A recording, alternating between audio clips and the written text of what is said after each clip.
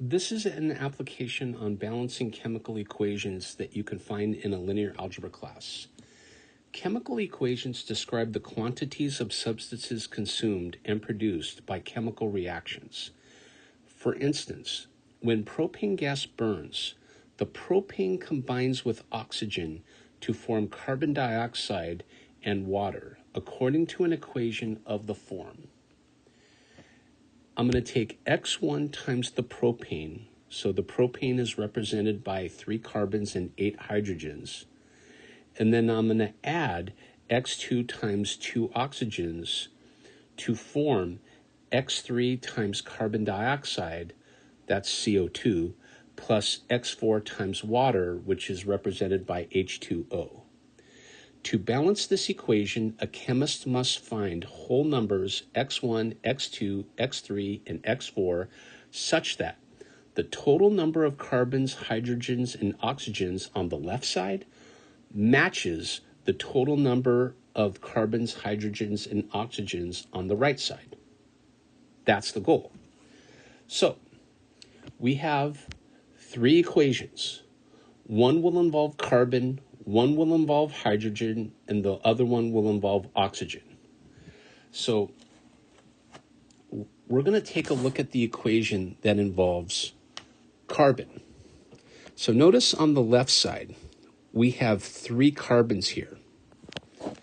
So I'm going to take 3x1, and I'm going to set this equal to, now if you look at the right side, notice how x3 contains 1 carbon. So I'm going to set this equal to x3. Now let's take a look at the equation that involves hydrogen. So on the left side, notice how there's 8 hydrogens. So I take 8x1, and I'm going to set this equal to, and if we go to the right side, notice how we have 2 hydrogens over here. So I'm going to take the 2 and multiply by x4. And then my last equation involves oxygen. So I'm going to take, if we see the pattern, I'm going to take 2x2, right?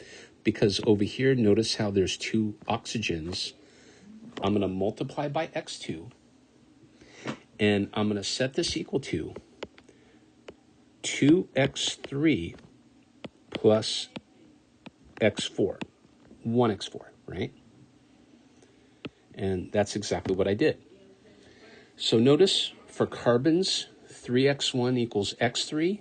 For hydrogen, 8x1 equals 2x4. And for oxygen, 2x2 equals 2x3 plus x4. Now what I want to do is I want to set up a system of equations where the right side is basically set to 0.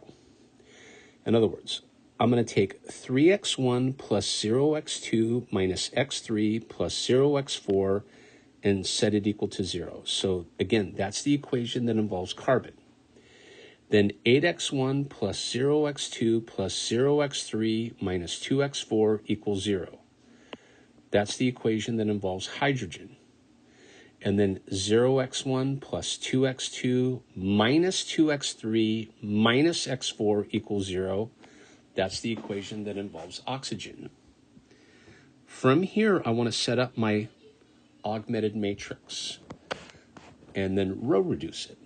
So here's the matrix, and it's 3, 0, negative 1, 0, 0, 8, 0, 0, negative 2, 0, 0, 2, negative 2, negative 1, 0. So I'm going to take 1/8 row 2, put the result back into row 2. So I want to put this matrix in row echelon form. So then I get 3, 0, negative 1, 0, 0, 1, 0, 0, negative 1/4, 0, 0, 2, negative 2, negative 1, 0. So I want row 1 to have a leading 1. And so the easiest way to arrive at that is to swap row 1 and row 2. So when I do that, I get the matrix 1, 0, 0, negative 1/4, 0, 3, 0, negative 1, 0, 0, 0, 2, negative 1, 0.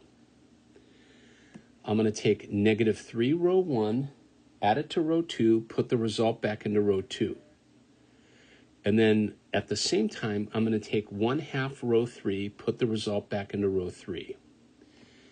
So here I get the matrix 1, 0, 0, negative 1/4, 0, 0, 0, negative 1, 3/4, 0, okay? And then 0, 1, negative 1, negative 1/2, 0.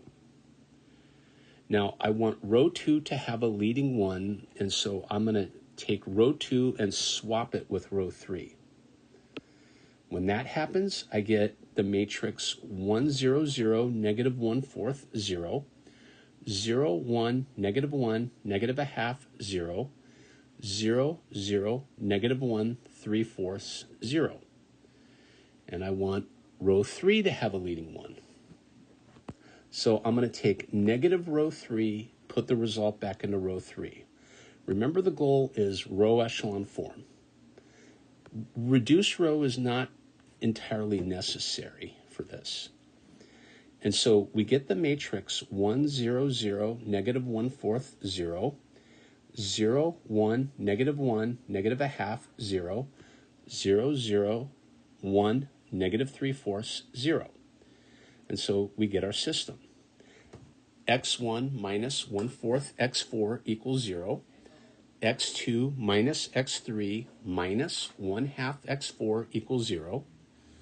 x3 minus 3/4 x4 equals 0. And if you notice, x4 is free. That's our free variable. So I'm going to let x4 equal t. When I do that, notice that x1 equals 1/4 t. That is a quick one to solve for. If x4 is t, I can get x1 immediately. In fact, I can get x3 immediately also.